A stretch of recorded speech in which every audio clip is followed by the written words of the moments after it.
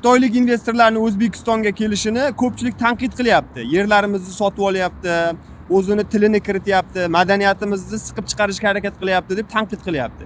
Lekin buni yaxshi tomonlari ham bor o'rtoqlar. Hozir sizlarga bitta qiziqarli ma'lumotni aytaman.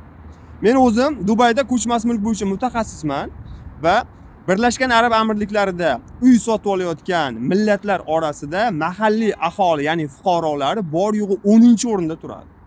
Endi xulosa qiling. Misol uchun Dubay oxirgi 25-30 yil ichida oddiy qup-quruq cho'ldan butun dunyo tan olgan rivojlangan shahar darajasiga ko'tarildi. Bu nimani evaziga? Chetdan kirgan valyuta evaziga, chetdan kirgan investorlarning oqimi evaziga. Dubay o'zini puli bilan bu darajaga chiqa olmasdi. Men bekorga taqqoslamayapman. O'zbekistonning rivojlanishini istasak, chetdan valyuta kiryaptimi? O'rtoqlar, bunga yaxshi ijobiy qarashimiz kerak. Qachonki chetdan valyuta kirsa, demak yangi ish o'rinlari yaratiladi, yangi imkoniyatlar bo'ladi. Chunki shundoq ham millionlab xalqimiz chetga borib arzimagan oylik uchun ishlayapti, o'zini yurtini tashlab ketyapti. O'z fikrlaringizni kommentariyada qoldiring o'rtoqlar. Hammaning fikrini hurmat qilaman.